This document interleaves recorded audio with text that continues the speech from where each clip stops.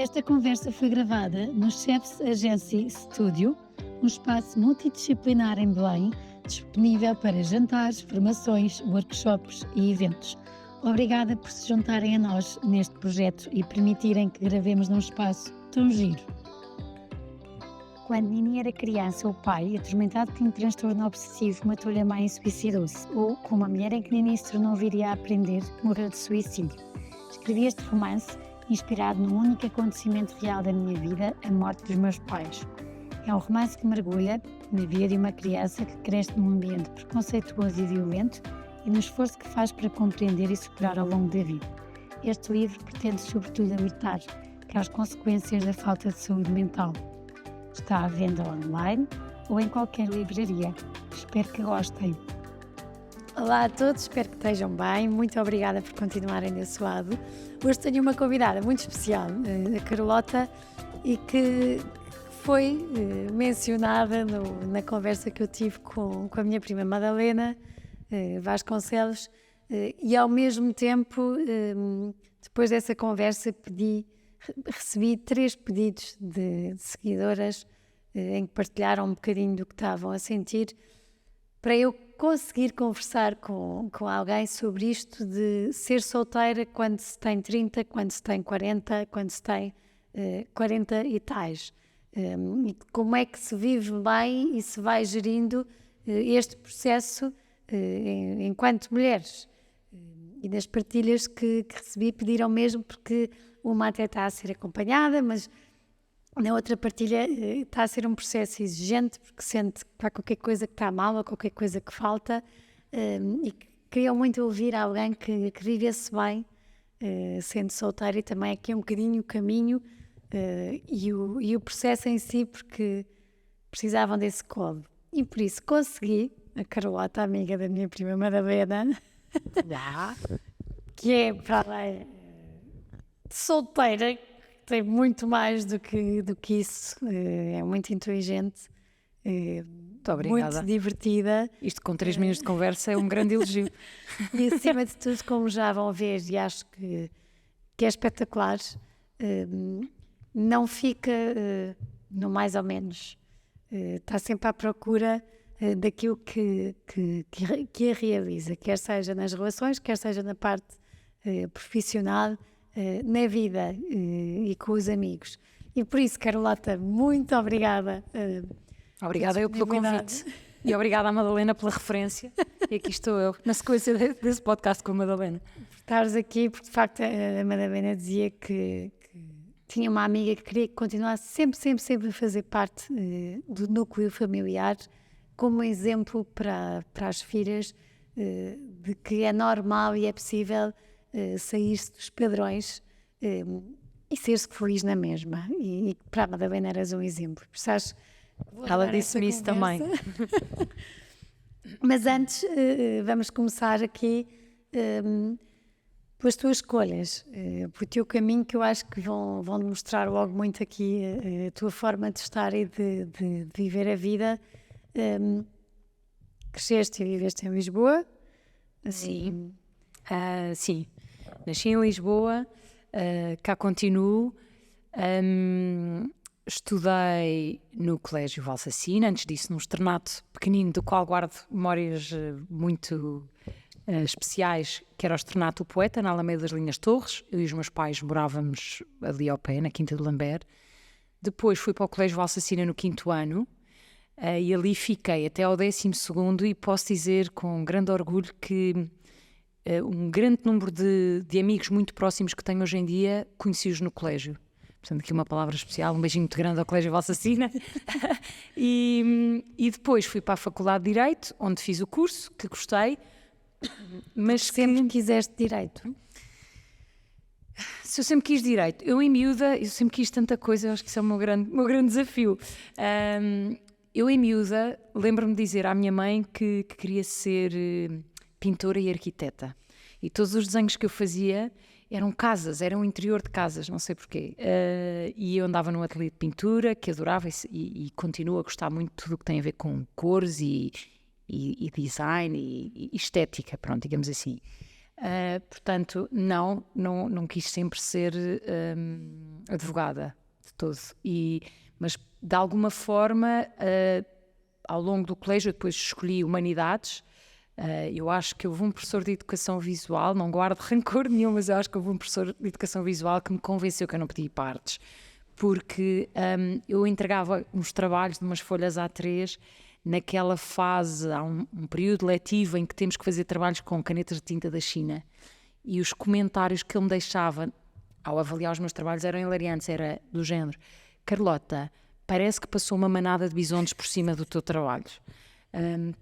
Era este género de comentários, e eu convenci-me que não podia ir para artes porque não tinha aquele traço, mas o meu pai tem uma cota parte de culpa nisto. O meu pai não me comprava as canetas certas, que eram as tintas da China, e eu comprava umas parecidas, mas que não era, aquilo também não contribuía. Mas pronto, acabei por ir para Humanidades, porque eu também sempre gostei muito de línguas, e Humanidades tinha, assim, no colégio, tínhamos em Humanidades, tínhamos alemão, inglês, técnicas de tradução de inglês. Antes disso já tínhamos tido inglês e francês. Aliás, comecei a ter inglês no Externato Poeta na pré-primária, que eu mais me esqueço, a primeira palavra que eu aprendi foi umbrella. E não sei o que é que disse isto, mas pronto. E então eu sempre tive e ainda tenho uma enorme paixão por línguas estrangeiras, e eu acho que foi isso que me empurrou para Humanidades. E depois gostei imenso de filosofia também. E acabei Humanidades e tinha ali várias opções. Pedi para letras, que talvez fosse o mais automático, mas tenho um amigo cujo nome também não vou revelar. Há aqui pessoas que têm... Eu tenho ajustes de contas para fazer com muita gente, que me disse assim: vais para letras, vais para o desemprego. Bem, Eu falei com ele. Se calhar falou com esse amigo, mas eu não vou dizer aqui o nome dele para não manchar a sua reputação. Eu absorvi aquilo, porque isto revela que eu já na altura tinha uma enorme consideração pelos meus amigos, em que eu sempre me apoiei imenso.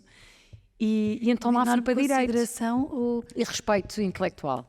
Se bem que éramos uns miúdos no 9º ano. Não era a gestão das expectativas do que é que os outros vão achar destas Não era decisões? tanto, mas era aquela... Eu acho que era um sentido de também assegurar o meu futuro, de alguma segurança, e de valorizar a opinião desse meu amigo, não é? Mas se eu for a pensar bem, esse meu amigo foi o mesmo que no 6º ano. E ele se calhar contou esta história no 6º ano. Portanto, temos 11 anos, somos umas autênticas crianças. Ele já se devia achar um grande intelectual. E ele gozou com as minhas meias do Bugs Bunny. Agora estou-me a lembrar desta história. E eu senti-me super infeliz com aquilo. Achar que era muito infantil, com 11 anos. E hoje em dia eu digo, sem referir o nome, eu digo: és um pateta. Foste gozar comigo com as meias do Bugs Bunny. Tu que já andavas com meias de losangos, eras um aborrecido. E eu tinha uns filhos mais divertidos. Exato. Mas pronto, fica aqui esta graça. Mas por algum motivo fui para Direito. Eu também achei que era uma saída profissional que me fazia sentido. Na altura eu achava que gostava muito de argumentar e de escrever, e portanto não era de todo absurdo. E para além disso, o meu avô, cuja carreira eu sempre admirei muito, o meu avô foi diplomata, tirou o curso de Direito, e o meu avô, à sua maneira, sempre que havia reuniões de família, que havia muitas, o meu avô, tínhamos almoços semanais em casa do meu avô, e portanto era uma presença muito assídua no meu dia-a-dia, digamos assim. Perguntava sempre: então já sabes o que é que vais seguir na universidade? Disse: não sei, avô. Então é que tal Direito? E eu: pois não sei, avô. Passados uns dias: então é que tal Direito? Portanto, ele sempre a insistir, e eu acho que de alguma forma senti que isso podia ser um caminho para mim também. Para além de que tenho assim esta costela meia fantasiosa e sonhadora, ouvia as histórias da carreira diplomática do meu avô e achava aquilo incrível. E se calhar na minha ingenuidade pensava: eu também quero fazer isto, eu também quero estas histórias. Mas o meu avô depois dizia-me também que a carreira diplomática nos dias de hoje, à altura, já não era nada a mesma coisa do tempo dele. Mas pronto, isso também era a sua interpretação das coisas. Acabei por não seguir carreira diplomática, fiz o curso de Direito.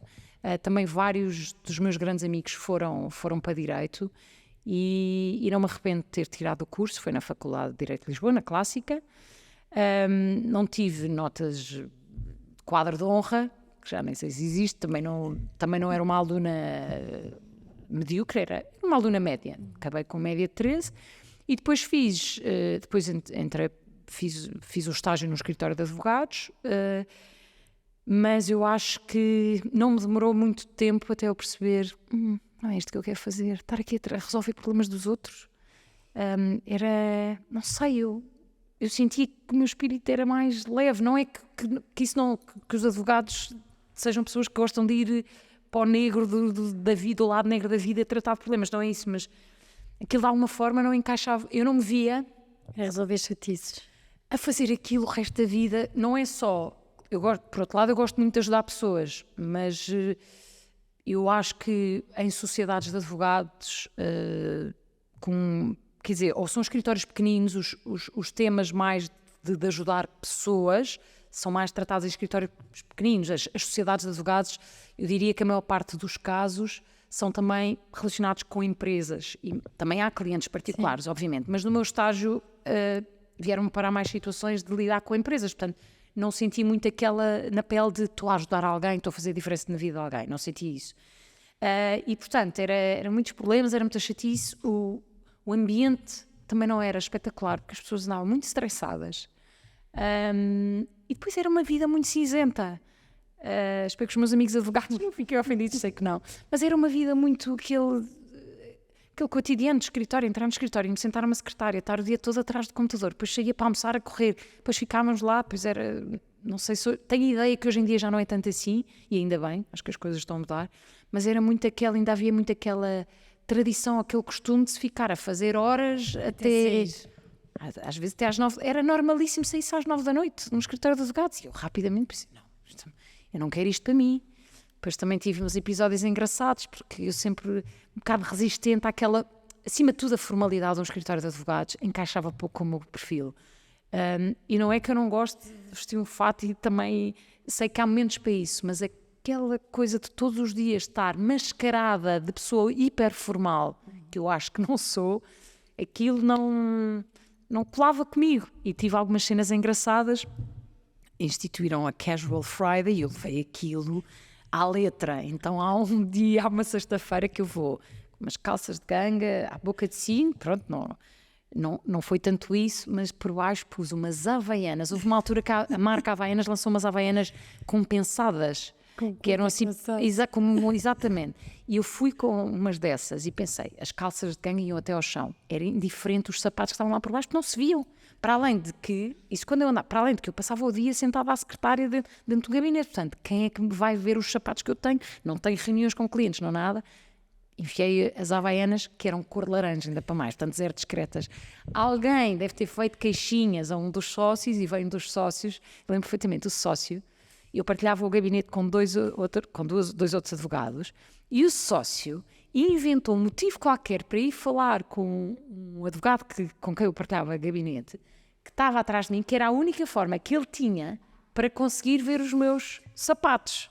Porque se ele entrasse no gabinete, ainda por cima as secretárias iam até ao chão, portanto não via todo. Portanto foi só para me chatear e para me dar o raspanete que eu não podia ir assim vestida. Então ele inventou uma coisa qualquer para falar com o meu colega, e depois disse, Carlota, que sapatos são esses? Eu, doutor, não vale a pena agora não, doutor X, mas eu passo aqui, eu estou aqui sentado o dia todo, qual é a diferença? Ninguém viu os... não pode vir assim, não vem com havaianas, não sei o quê.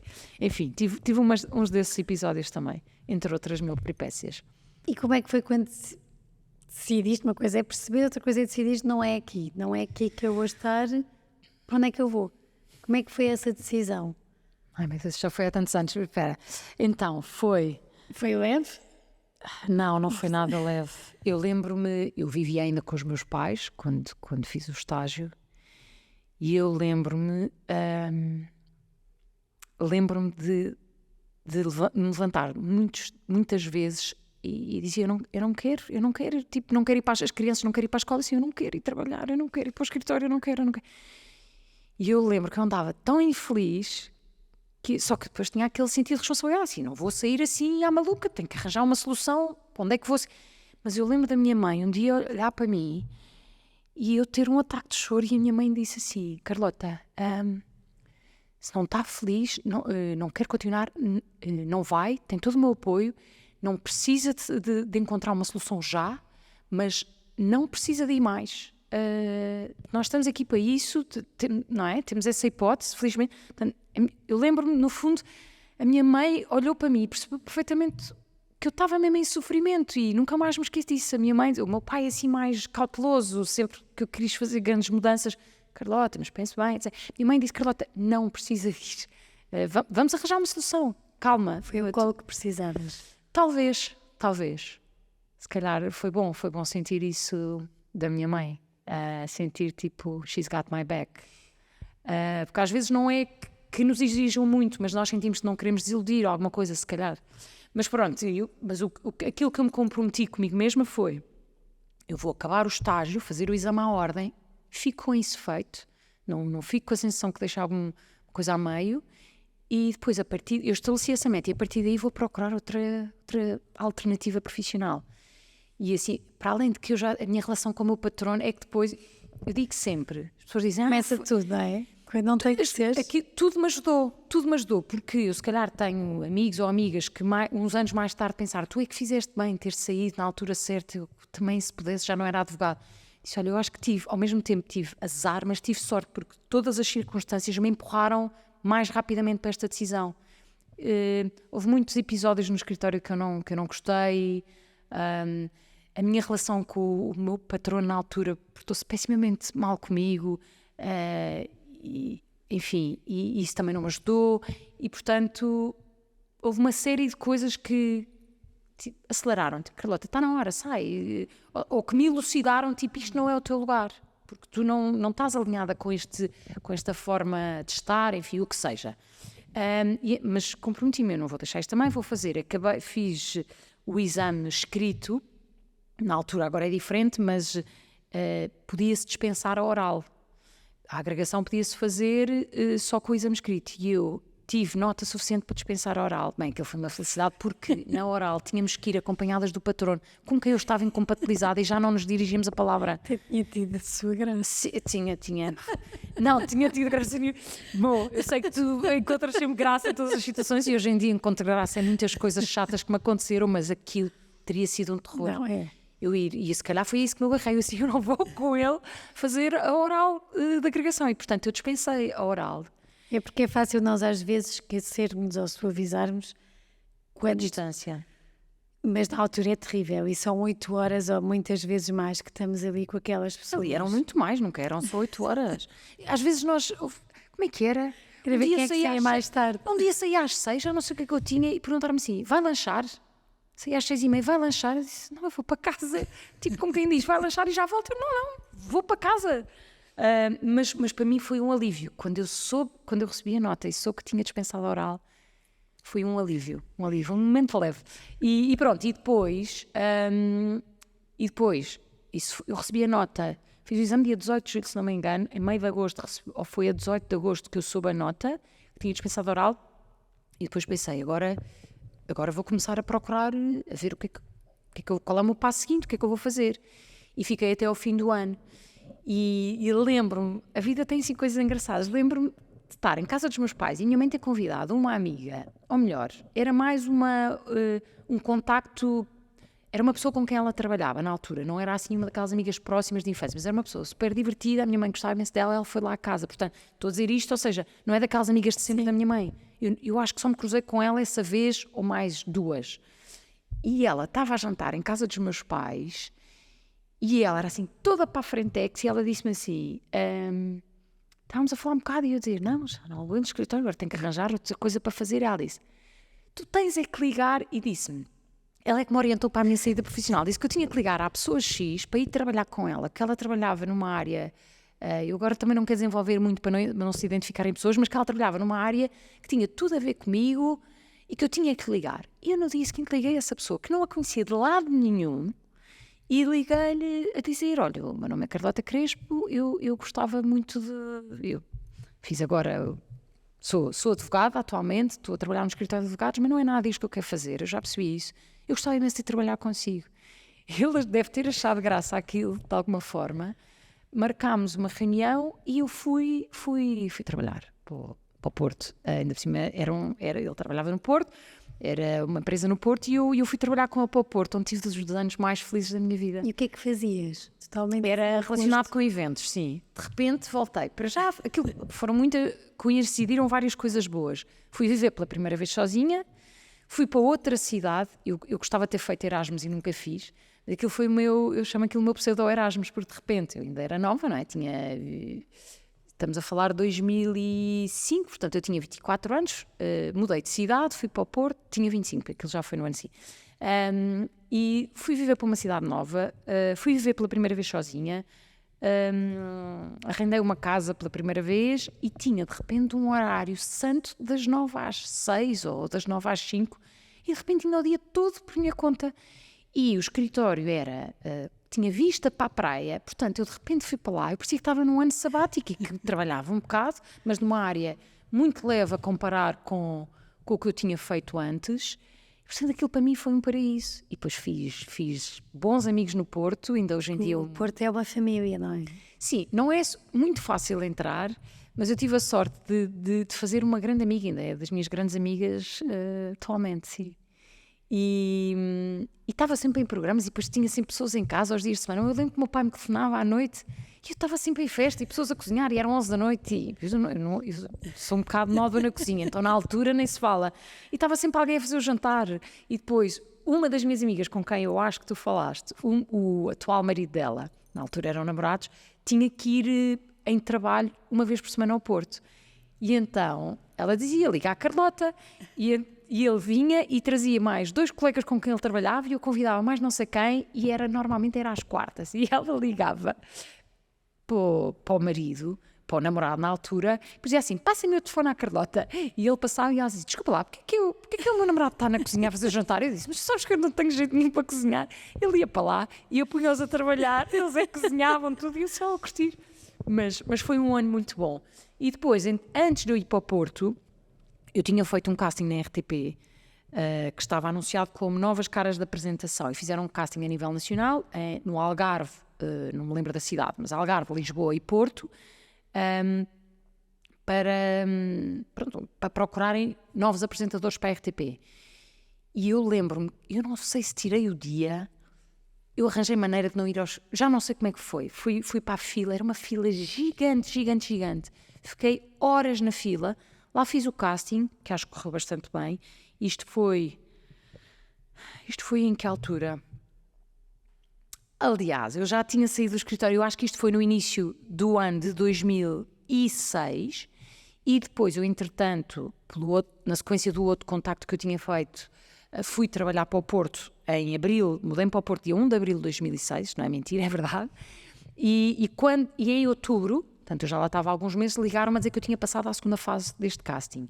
E a segunda fase, eu disse que estava a viver no Porto, eles disseram, não há problema, faz o casting aí na RTP do Porto, e eu fiz, e voltou a correr muito bem, e eu fiquei num grupo de 10 pessoas selecionadas para serem os novos apresentadores da RTP.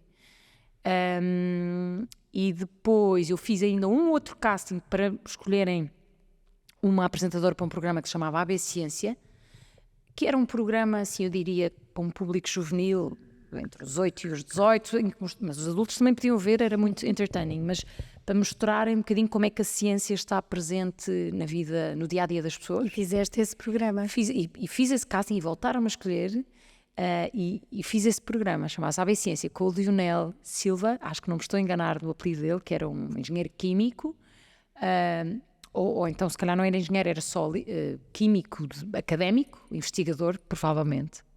Espero que ele não ouça isto e que eu não me esteja a enganar, mas pronto, e foi muito giro.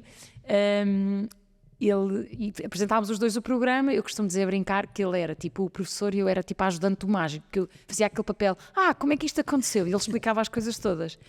E isso serviu para perceberes que gostavas? Sim, eu percebi, gostei imenso de estar naquele papel, gostei muito de apresentar o programa, gostei das câmaras, acho que tinha a vontade de enfrentar as câmaras, e houve logo uma coisa que me correu tão bem. Realmente, quando os astros estão alinhados, não é que eu ligo muito a isto, mas é uma força de expressão. Mas eu lembro que eu fui fazer esse casting a um estúdio em Loures, e eu mais 2 outras pessoas que tinham ficado nesse caso, que eram umas dessas 10 pessoas novas caras da apresentação, e fomos 3 fazer o casting. E no meu pediram-me, portanto, eles tinham-nos enviado o guião e no guião dizia, porque depois nós fazíamos imensos truques, que era um mix de magia e de ciência. No guião dizia que havia uma mesa com pratos, com uma toalha e a mesa posta, e que eu tinha que puxar a toalha, aquele truque que às vezes se vê. Os pratos ficam. E os pratos ficam. Eu disse, eles são malucos, eu vou partir aquilo tudo. Eu não sei, eu devia estar no auge da confiança. Eu cheguei lá, claro que aquilo também tem uma justificação científica para aquilo. Mas eu dei um esticão na toalha e os pratos ficaram todos lá em cima e eu própria fiquei esgazeada com aquilo. E aquilo correu bem, eu não sei se as outras conseguiram fazer esta proeza de puxar a toalha. Eu nunca tinha feito, não treinei em casa, nunca tinha feito aquilo na vida. Eu cheguei lá com a câmera a filmar, eu não sei, então vou experimentar. E puxei a toalha e aquilo impecável. Ali ficou, foi um bom presságio. Porque tu, mesmo na tua vida profissional, e hoje em dia és atriz e estás a trabalhar teatro, a tentar ir tendo muitos projetos, porque é uma área difícil, é uma área exigente. Sim, aconteceu muita não coisa. Não te deixas estar... Sim, eu acho que eu fui sempre procurando o que me trouxesse bem-estar físico e mental. Eu não quero dizer que sou uma eterna hedonista, acho que estou a dizer bem a palavra, mas eu sempre tive aquele desconforto de isto não me está a fazer feliz, isto não me está a fazer bem. Porquê é que eu estou a fazer isto a mim mesma? Também acho que sou uma pessoa privilegiada que pôde fazer isto.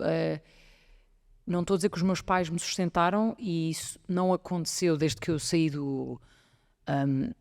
desde que eu me licenciei, mas se calhar se eu tivesse outras circunstâncias, se calhar... Bom, eu acho que também me consegui sempre organizar para poder fazer essas mudanças. Mas há pessoas que infelizmente têm sonhos e que nunca os conseguem concretizar do sítio e do lugar onde nasceram, não é? Mas acho que nós também temos que tirar partido disso. Mas nem sempre foi fácil, bem pelo contrário, foi sempre muito... Enfim, uma pessoa perceber que sentir que não está no caminho certo sente-se que nos tiraram o tapete, não é? Uma pessoa sentir que de repente a sua vida é uma rotina que por dentro está cinzenta ou está vazia, não é fácil e depois a incerteza, lidar com a incerteza. Então, mas o que é que eu vou fazer? Tudo começou com o curso de Direito, não é? Fui para o escritório de advogados, o percurso normal, e depois a pessoa diz, eu não gosto disto, eu estou extremamente infeliz com isto, mas agora o que é que eu vou fazer? E depois é assim, claro que temos os pais com quem podemos conversar, mas não são eles que vão saber. Eu tenho que saber o que é que eu quero fazer e como é que eu vou lá chegar. Como é que fazes esse processo de saber o que é que queres? Como é que tens feito? Olha, eu acho que eu sou uma pessoa que procura sempre experiências novas e diferentes e procuro sempre preencher a minha vida com tudo o que a vida tem para me oferecer. E eu acho que talvez por isso eu tenho muitos gostos, muitos interesses e eu fui sempre conseguindo absorver uma coisa ali, beber a colar e talvez isso me tenha permitido conhecer-me um bocadinho melhor. Mas eu sempre desde miúda, eu sei que se calhar 50% das crianças passam por isto. Há sempre aquela fase que nós queremos ser atores e adoramos fazer teatrinhos para a família e cantar e imaginar que estamos num palco e que nos estão a ver. Mas claro que eu tive essa parte de pequenina pensar no mundo do showbiz. Mas eu acho que toda a gente, mas querem ser bailarinas, enfim. Mas depois, por algum motivo, ao longo do meu crescimento enquanto estudante, eu achei que aquilo não era uma saída profissional. Aquilo estou a falar de ser atriz, do que eu sou atualmente. Que não era uma saída profissional possível para mim. Não sei se não foi, até hoje não sei responder muito bem porquê, mas não sei se terá sido um misto de eu acreditar pouco em mim com talvez não seja isto que a minha família espera, sendo que nunca ninguém me impôs nada, nem nunca ninguém me disse nada. O meu avô dizia aquilo, mas sei lá, os avós são assim, não é? No fundo era o que eles gostariam que nós fôssemos, mas longe do meu avô obrigar-me a ver. Tiveste alguém que algum dia te disse, vai, isto tem tudo a ver contigo? Talvez, não sei, talvez um amigo ou outro, só que eu também não falava assim tanto disso, não... Eu não gosto muito de partilhar o wishful thinking, de estar sempre a dizer, eu gostava tanto de... e depois nunca fazer. Eu prefiro fazer. Prefiro fazer porque acho que às tantas uma pessoa também pode entrar ali numa redoma de estar sempre a dizer eu gostava tanto, eu gostava tanto, eu gostava tanto e tanto falas disso que depois não executas. Mas claro que terei tido apoio de amigos e tive um grande amigo meu que tenho uma enorme gratidão com a ajuda que ele me deu, porque o facto de ele viver em Nova Iorque permitiu-me ir para lá fazer a minha formação no Esper Studio, com uma vantagem enorme não ter despesas de alojamento, que faz uma diferença gigante. Na altura, a decalagem, a diferença era maior hoje em dia, de Portugal para os Estados Unidos. Portanto, pude ir para a casa dele, ficar lá 6 semanas a fazer o curso e a pé para as aulas. Isso também foi um dos momentos mais felizes da minha vida. Mas, sei lá, eu sempre tive... não é que eu tenha falado muito, eu queria fazer isto, mas sinto que não consigo. Isso talvez na terapia. Mas Fazes terapia? Faço com muito orgulho. Life-changing. Recomendo a todos os que nos ouvem, façam terapia. Mesmo que acham que não precisam. Foi imediato sentires e perceberes o bom que é fazer terapia? Vou-te dizer como é que aconteceu. Eu tive um período muito específico da minha vida, que eu acredito que aconteceu, que eu devia estar numa fase de sofrer bastante ansiedade, que foi durante a faculdade, em que eu sempre fui magra, em que eu engordei bastante. Enfim, até tinha uma alcunha, mas é melhor não dizer, porque é uma alcunha... Não voltam a chamar-te? Não, ainda alguns dizem a brincar dessa fase, mas que era uma figura pública super simpática, mas que era uma senhora muito gorda, e então a brincar chamam essa fase com o nome dessa pessoa, mas pronto, durou pouco. Mas não foi o problema de eu ter engordado um bocadinho, porque, enfim, como eu tenho esta altura, não é que se tenha notado, eu digo sempre, quem não me conhecesse não achava que eu era gorda, mas eu sentia que estava ali qualquer coisa de errado na minha relação com a alimentação. Isto se calhar durou um ano, não durou mais. E há um dia que eu abro uma revista, que era a revista X, que era do Público, acho eu. Eu acho que sim. Eu abro a revista X e vejo uma entrevista de uma terapeuta, psicóloga, a falar sobre disfunções alimentares. E ela descreveu um comportamento que coincidia tal e qual com o que eu estava a passar. E eu não hesitei, lá está, eu acho que sempre a querer melhorar, eu sou muito solution oriented, tipo, sempre a querer resolver as coisas, eu não consigo aguentar muito em situações de mal-estar. E então eu peguei no telefone e liguei-lhe, e foi assim que eu comecei a fazer terapia. Comecei porque estava a sentir que tinha esse problema, que se resolveu, que vinha de um lugar de ansiedade, nunca foi gravíssimo, nunca foi anorexia nem bulimia, graças a Deus, mas era uma relação um pouco saudável com a comida, em que eu senti que eu comia não era porque tinha fome ou porque tinha prazer, era... Não sei bem explicar o que era, mas não era pelos motivos certos. Isso resolveu-se e depois continuei com ela há muito tempo. Foi assim que eu comecei. E depois, hoje em dia estou noutra pessoa, porque também é bom também fazer esse refresh, mas eu acho que fez toda a diferença. As duas que fez muita diferença na minha vida. Sim. Mas pronto, isto veio de... Eu estava a dizer... Quando fui para o Porto e depois voltei... Nova Iorque e agora ao teatro. Sim. E este processo todo, também com namorados, porque segundo consta, também tiveste sempre muita saída. Ai meu Deus. Não, isto para quem nos ouve não te conhece... Isto pode-se dizer, não sei até que ponto é que isto se pode dizer. No bom sentido, atenção, mas... sempre foste tendo namorados, não és aquela miúda que teve um namorado ou que ninguém queria ser teu namorado, neste sentido de as amigas com quem eu falei contigo. Sempre fui muito namoradeira. Tinha imensa saída, nós todas... Tinha, eu não sei porque é que elas dizem isso no passado. Eu não sei se não tenho, estou a brincar. Sim. Qual é que é a pergunta especificamente? Era fácil gerir, ou seja, era fácil gerir nisto na tua vida e, como dizias bem, nunca te foste deixando estar.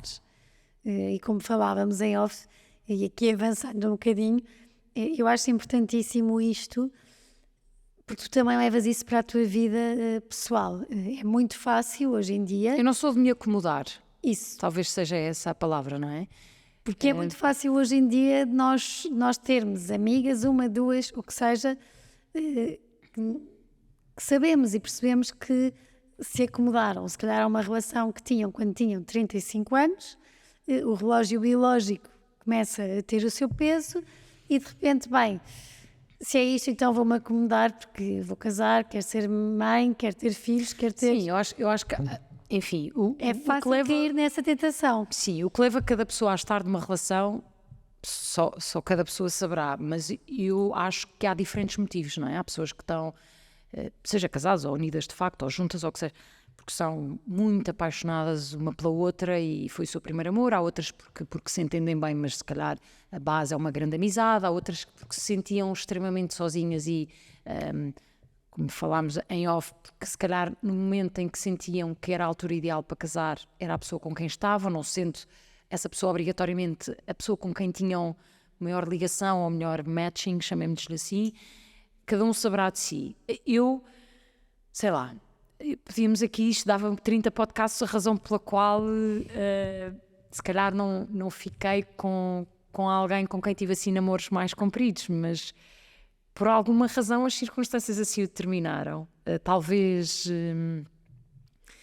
eu sei que houve uma em particular, que foi provavelmente das melhores relações que eu tive, e que é uma pessoa de quem eu gosto muito, mas que se calhar na altura em que estivemos juntos, um bocadinho por esta veia do eu não me acomodar, eu estava em busca de muitas coisas e talvez se tivesse sentido que ele não me acompanhou e depois a vida levou-nos para outros caminhos e eu dei outros passos, ele terá dado outros.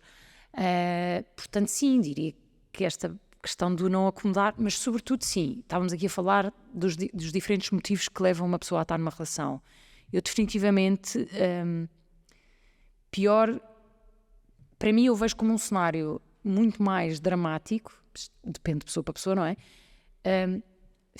Estar com alguém, partilhar a vida ou ter assumido um compromisso sério com alguém que de repente eu acordasse, olhasse para o lado e isto não faz sentido nenhum, isso para mim seria um pesadelo muito maior, ou porque o dia-a-dia era um pesadelo, ou porque o dia-a-dia era de mau ambiente, ou de discussão, ou de incompatibilidade, ou de vidas completamente afastadas, apesar de se partilhar o mesmo teto, quantos casos é que não há. Isso para mim seria um pesadelo muito maior do que eu ter 43 anos e ser solteira, porque tem coisas menos boas, mas tem coisas muito boas também. Quais é que são as coisas menos boas? Já vamos às boas. Sim, Mas claro. as coisas menos boas. Nem eu vou daqui embora sem falar das coisas boas. Era o que mais faltava. As coisas menos boas... que também, só fazer aqui um à parte, não quer dizer que quando se esteja em casal isto também não sintam isto. As coisas que eu acho que são menos boas, no meu caso particular, é o que eu sinto mais falta, é, por exemplo, partilhar coisas do dia-a-dia, mais do que partilho só com os meus amigos, não é? E gosto muito de elogiar os meus amigos, são uma espécie de um superpoder que eu tenho, são assim um sustento forte, claro, a minha família também.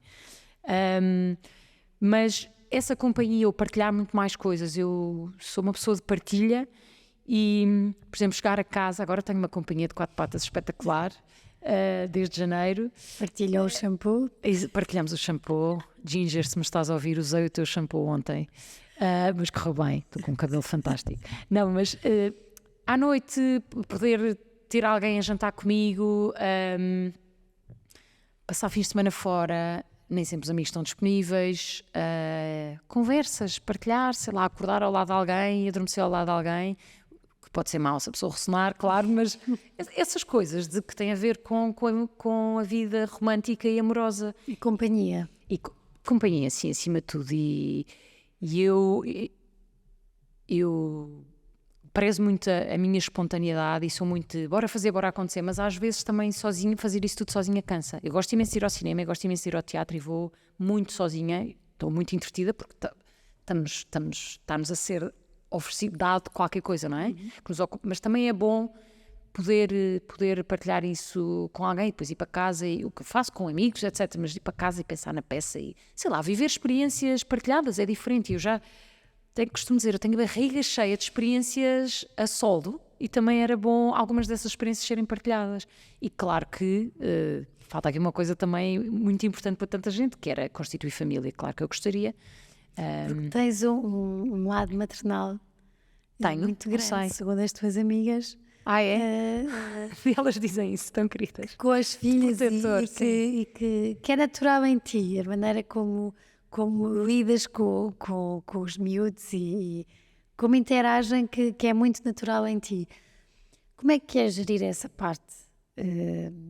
Também te ia perguntar como é que aprendeste e como é que vais gerindo aqui essa tal solidão de chegar a casa e quereres partilhar o filme ou quereres partilhar, se calhar, alguma coisa que viveste em grupo, mas depois chegamos e temos a...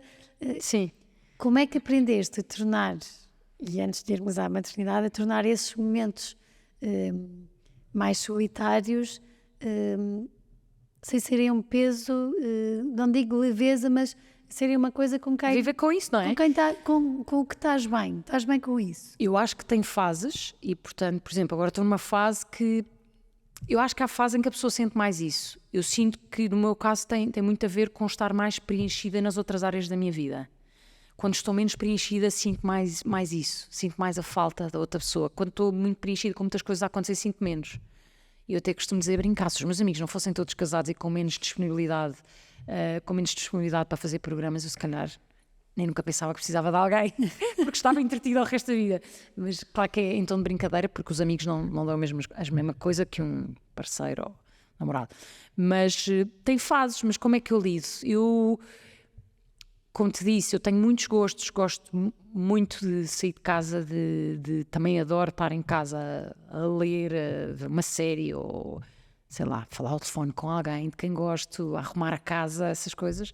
Mas eu entretenho-me bastante bem. Vou muito ao teatro, vou muito ao cinema. E passaste alguma destas fases que uma das que Falta falar do desporto, parece que não faço desporto, também gosto muito de fazer desporto. Sim, desculpa. que de sentires ou de achares ou de pôres em causa, sou eu?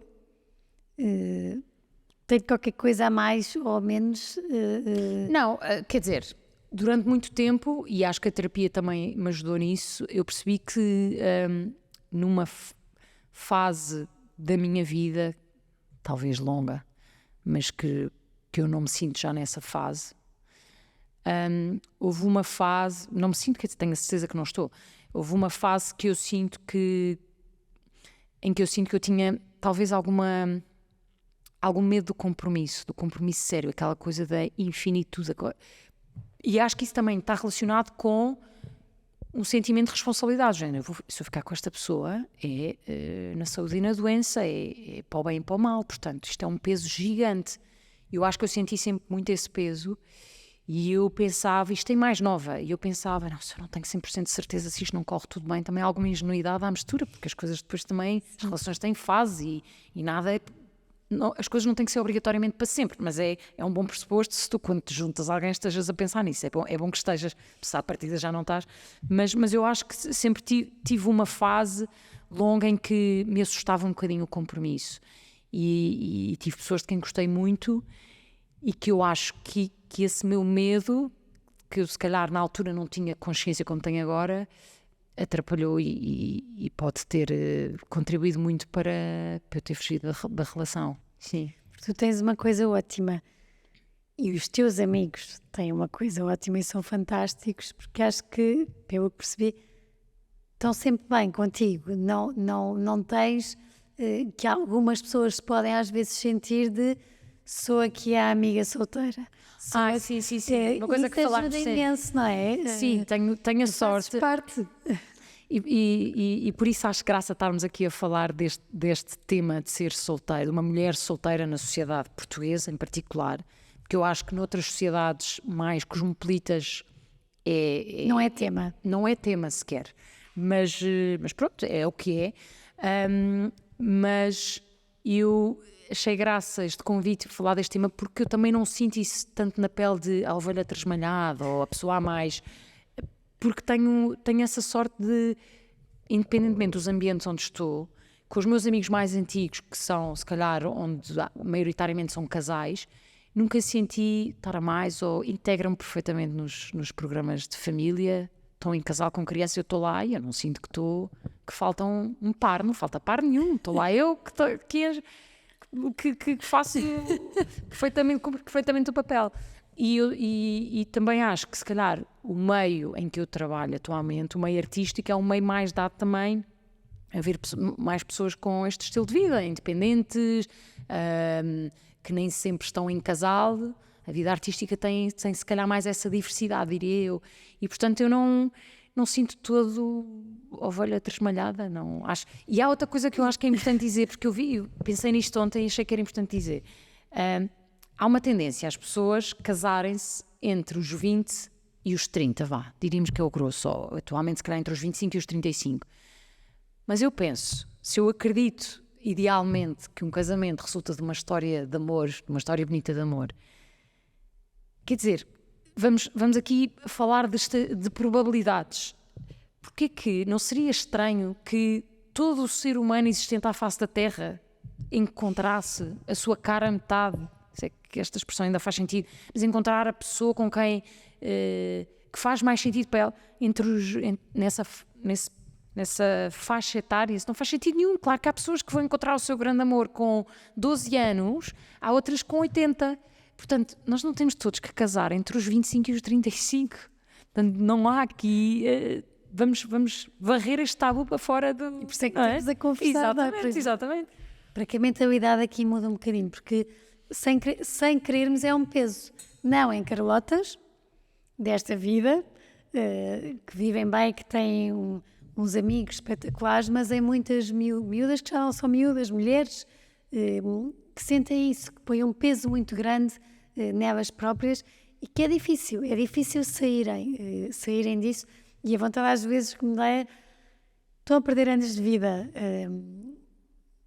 e sem se aperceberem que bom que é. São independentes, não é? São independentes, não estão dependentes de... podem decidir fazer o que quiserem. Falando das coisas maravilhosas, a pessoa poder simplesmente estar sentada no sofá, abre a porta de casa, sai e vai fazer o que lhe apetece, sem dar cavaco a ninguém, sem ter que pensar que tem que dar sair mais cedo uns jantares, não te estás a divertir e sais. Ou isso. Mas isso hoje em dia acho que há casais que fazem isso. Olha, eu vou andando, tu ficas, apanhas um Uber, não sei o quê. Isso eu vejo muito.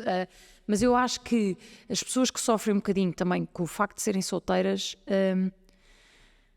sei lá, acho que é isso, não querendo estar sempre a bater na mesma tecla, mas também tem a ver com os meios onde se movimentam, com os grupos, com as pessoas que estão à volta delas, porque se as pessoas que estão à volta delas também reforçam muito isso, ou os fazem sentir isso, se calhar estão a procurar outras coisas. Há tantos sítios onde se podem conhecer pessoas. Outras vezes é dentro da nossa cabeça, não é?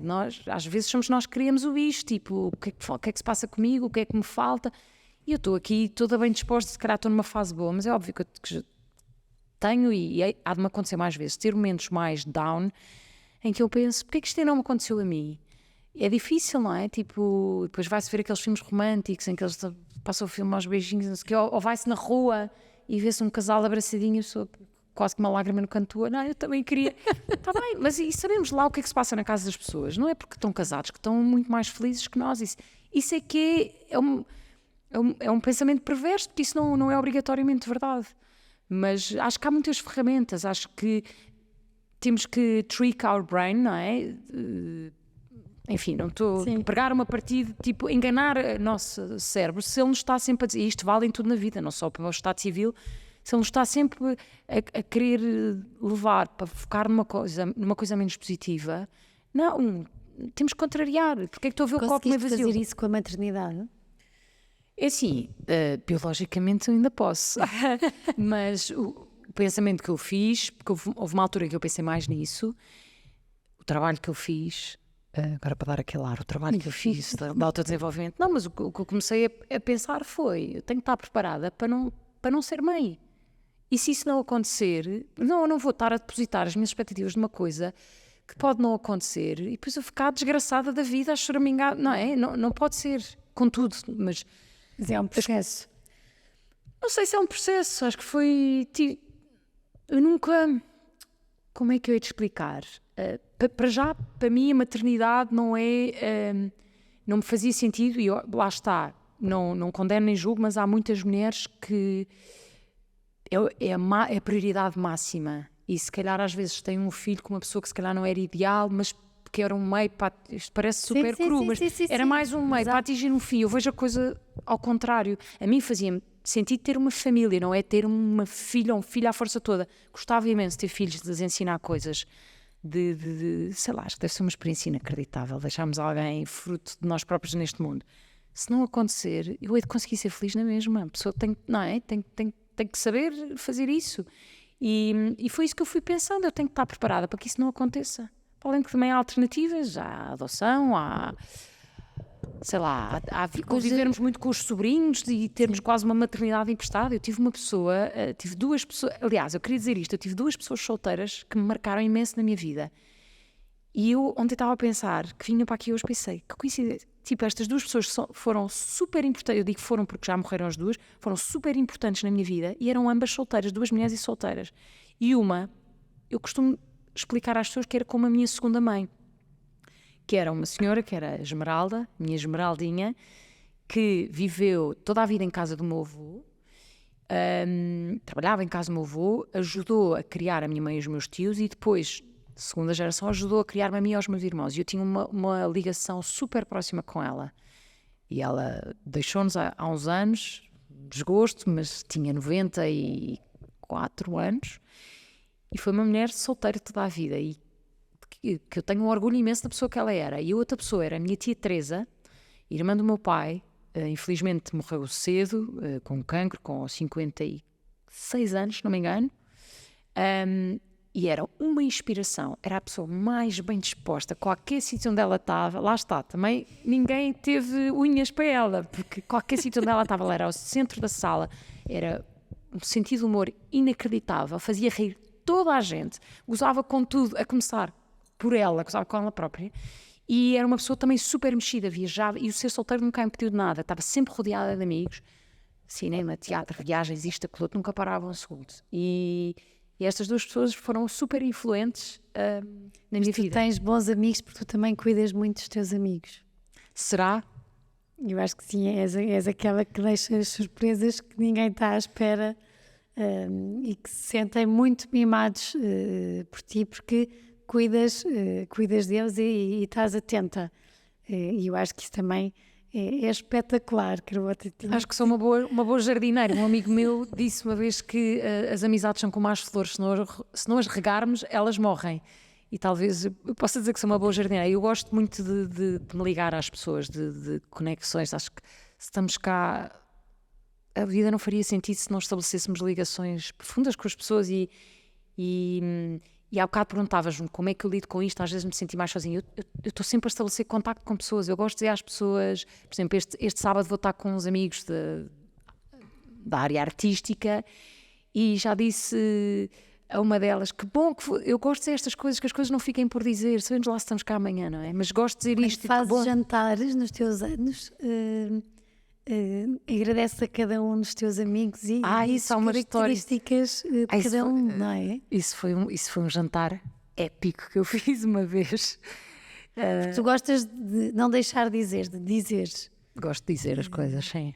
Enquanto cá estamos, não é depois, enquanto cá estamos, de valorizar os teus. Sim, eu gosto que as pessoas saibam que eu gosto delas e se calhar desde vi um tio e tias morrerem e também uma outra pessoa que era como a Esmeralda, que era a Conceição, as mortes afetaram muito e eu sempre pensei e também das coisas que vejo de teatro e de filmes, tento sempre aprender com tudo o que absorvo, penso sempre, temos que dizer as coisas às pessoas, não gosto, era triste saber que essa pessoa não sabia o que eu sinto por ela ou o que eu gosto, mas esse jantar foi um jantar muito engraçado, que alguns mal sabiam o que lhes esperava quando cantaram, imagina, já a noite ia longa e às tantas, uns a dizer, vou embora. Eu disse, não, ninguém se vai embora se eu separar o bolo de anos. E então, aquilo foi só o início, aquilo ainda foram mais de 2 horas. Então, cantam-se os parabéns e foi assim, agora o discurso. E depois ninguém precisa de pedir para fazer um discurso. Percebes? Eu lanço os foguetes, apanho as canas, tudo. E então eu comecei um discurso. E de repente, eu queria dizer esta pessoa, não sei o que, é super importante porque isto, aquilo. E depois passei para a outra. E às tantas eram 40 pessoas e ninguém saiu dali, sem eu dizer qualquer coisa de uma delas. E havíamos de dizer assim, basta, já está bom, Carlota, avança. Bem, mas foi uma risota e de facto quem lá estava não se esquece, porque foi tão cómico, um misto de ele já estourado, mas eu não me calava e sempre com graças, e depois as pessoas intervinham e diziam umas coisas, umas larachas, e eu sempre, sem perder a inspiração, tinha sempre alguma coisa para dizer de alguém, mas isso foi muito cómico, muito cómico. Já te puxei tempo, passou a voar. Vou fazer as últimas 3 perguntas. Qual é que foi assim um dos momentos mais pesados que tiveste na tua vida? Mais pesados. Olha, eu acho que nessas situações de infelicidade profissional pesaram-me sempre muito, tanto que me empurraram para a saída, não só quando fui advogada, mas também, enfim, não vou especificar, mas num canal de televisão onde eu trabalhei, que eu gostei imenso, fui jornalista, mas às tantas houve ali situações que me estavam a pesar muito e que eu me estava a sentir muito infeliz. Esses momentos foram duros. Nestas 2 situações profissionais que me estavam a deixar mal, foi duro viver isso. E também, enfim, tive também mais recentemente uma situação, como é que eu digo isto sem entrar em muitos detalhes, mas que me trouxe muita instabilidade emocional, que teve a ver com problemas no sítio onde eu moro, enfim, que me fizeram sentir que de facto nós não nos sentimos seguros, não sentimos que temos um ninho. Eu tive que mudar de casa por uma questão de obras chatas e outros problemas que vieram atrás, que agora não interessa explorar, mas tive um bocado de saltimbanco e eu senti-me muito, muito frágil. Muito frágil. Isso coincidiu ao mesmo tempo com eu estar com um papel super importante numa peça de teatro, com o protagonista. 2 amigas queridas, eu distribuí-me entre casa ia para a casa de uma e depois para a casa de outra, mochilinha às costas, e eu lembro-me também de falar com um amigo meu e dizer, ele ligava-me, como é que estás? Eu disse, estou numa fase péssima, não sei como é que eu vou estrear esta peça, eu estou-me a sentir tão frágil, não sei o quê, estou-me a sentir super, como é que se diz, enfim, instável emocionalmente. E ele dizia-me assim, mas diz-me uma coisa, Carlota, como é que é a tua personagem, a personagem que tu vais desempenhar? E eu, instável emocionalmente, está em muito mau estado. E ele, então só tens de usar isso. E aquilo para mim eu disse obrigada, e portanto afinal foi perfeito, não é? Mas foi um momento duro, sentir que não tinha o meu espaço, e foi uma coisa que se prolongou muito. Foram 1 ano e meio em que eu não me sentia segura na minha casa, que tive uns problemas chatos. Isso afetou-me imenso até fisicamente, tive que ir ao médico, enfim, coisas chatas. E um dos dias mais leves? Coisas chatas, mas ultrapassadas. Um dos dias mais leves, olha, posso dizer que eu ainda, só de me lembrar, fico com um sorriso de orelha a orelha, e que tem tudo a ver com o tema que abordámos aqui de ser independente e estar solteira. Há uns anos, que também estava solteira, eu estava há muitos anos, eu gosto imenso de fazer ski, e eu estava há muitos anos a querer ir à neve, e circunstâncias da vida nunca conseguia arranjar ou companhia, porque as minhas amigas iam com a família, iam em férias da Páscoa e com miúdos, e nessa altura não podia ir, ou depois não encontrei assim pessoas disponíveis para irem comigo, outras que não gostavam de neve, outros que não gostavam de neve, amigos com quem eu viajo, um deles falaste com ele, não conseguia arranjar companhia. E eu pensei assim, outra vez, eu não vou deixar de fazer isto que quero tanto fazer por não ter companhia, portanto eu vou. E então marquei uma viagem para a neve, fui sozinha para a neve. Eu lembro que na altura um bocadinho resistente, mas depois disse, eu vou, claro que eu vou. Então marquei um voo daqui para Veneza, cheguei a Veneza, ainda consegui marcar um jantar com uma amiga italiana que morava em Veneza, e depois no dia, dormi em Veneza uma noite, no dia seguinte fui para Corvara, para uma estância de ski no norte de Itália. Essa amiga, por acaso, era de Corvara e tinha lá contactos, ainda consegui um desconto na loja de ski, e eu lembro-me de não marquei uma semana, porque também achei que uma semana inteira sozinha era demasiado, mas fiquei 4 dias numa estância de ski, e eu lembro-me de sexta-feira acordar e fazer ski, estar a descer a montanha, nas Dolomiti, aquilo lindo de morrer, tudo branco, e eu estava a descer a pista sozinha, e eu senti, eu estou tão feliz, eu estou no paraíso, que maravilha, que luxo eu poder fazer isto. Sozinha, estou mesmo feliz. Eu estava radiante, eu estava com um sorriso a olhar ali.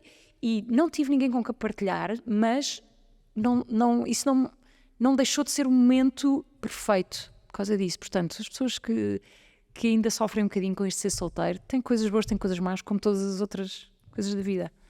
A vida tem graça? Tem. A vida sem sentido de humor e sem nos rirmos de tudo e mais alguma coisa. Por isso é que eu acho que também não encaixa no escritório de advogados. Eu só queria rir e fazer graças com tudo e aquilo, aquela formalidade. Não me dava espaço para isso. Claro que tem. Obrigada. Obrigada. Por esta conversa tão leve sobre assuntos que são tão sérios e se calhar tão pesados, não para ti, mas para quem nos ouve. Muito obrigada por estarem neste acto. De facto, era o que eu estava a dizer. A Carlota trouxe-nos aqui uma leveza disto de aprender a ser, não é ser, porque não é, a estar. Solteira, não teve sempre solteira, foi namoradeira. Foi isso. E eu já não disse, mas vou dizer, se sair daqui um namoro, tenho que receber qualquer coisa em troca, porque depois não falámos disso, mas é muito difícil, eu acho, hoje em dia, as pessoas encontrarem outras pessoas novas, porque não é na noite que se vai descobrir. Não, eu não gosto das aplicações. Não é? Eu não gosto das aplicações, é tão estranho. Sim. Temos que criar qualquer coisa, mas acho que, e espero que tenham tirado.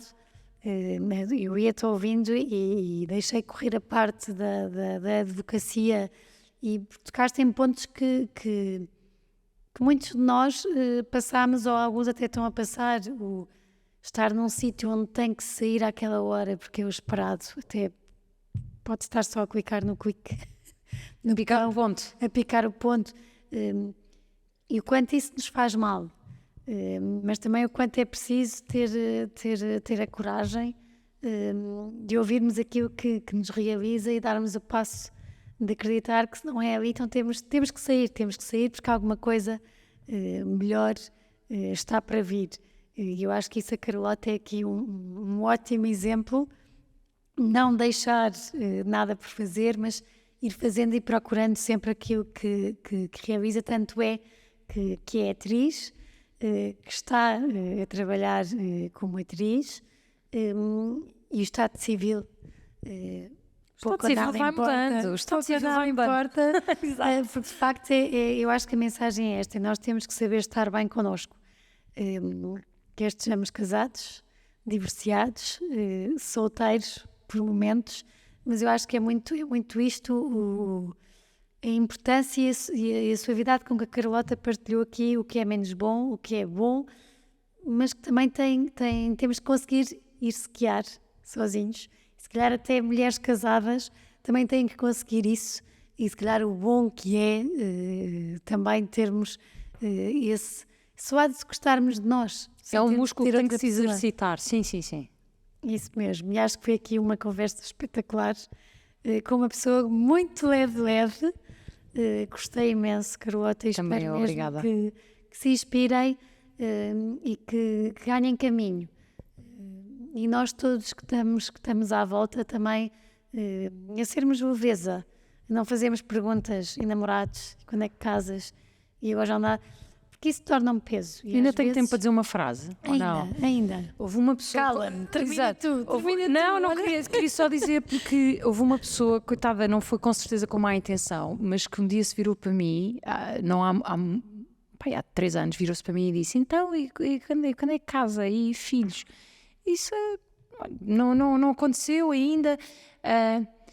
E ela virou-se para mim e disse-me uma frase tão cruel, mas eu nem levei a mal, porque também, enfim... porque a pessoa em causa, mas disse-me: eu acho que uma mulher sem ter filhos não cumpre o seu propósito na Terra, uma coisa deste género. E eu olhei para ela e disse: pois, sim, e para já, a cruel, mesmo que eu quisesse que fosse a minha prioridade máxima nesta vida, então, mas o que é que eu vou fazer com essa frase? O que é que isso tem de construtivo? E depois, está tão errada esta pessoa, não estou nada de acordo. Mas pronto, acho que é um músculo que tem que se exercitar, não E cairmos os outros naquele... também têm que E os outros, sim. exercitar. Os outros, eu E acho perceber que a isso- vida não é só... Acho que isso, os amigos da Carlota não podem estar aqui fisicamente, mas acho que a importância dos amigos da Carlota fica bem evidente nesta conversa, e acho que também serve de exemplo para nós, porque eu acho que é isso que faz, que dá caminho a Carlotas bem resolvidas, felizes, com ou sem namorado, porque isto vai alterando, e por isso espero que tenham uma ótima semana, que esta conversa vos seja colo, continuem desse lado, um beijinho muito grande. Obrigada por terem estado connosco até aqui. Para terem acesso a conteúdos exclusivos do podcast Páginas com Graça, como quem serão os convidados e saberem com antecedência, poderem fazer-lhes perguntas, terem acesso a conteúdos extra que vamos conversar e que vamos falar aqui, poderão ser patronos. A descrição está no perfil, como poderão e como poderão sê-lo, e será sem dúvida uma mais-valia e um grande apoio para este projeto que eu acredito e que acho que os meus convidados também gostam, e que irá contar muitas histórias, e que, claro, que se tiver a vossa ajuda e o vosso apoio, poderemos continuar a conversar mais e a deixar capítulos e livros contados.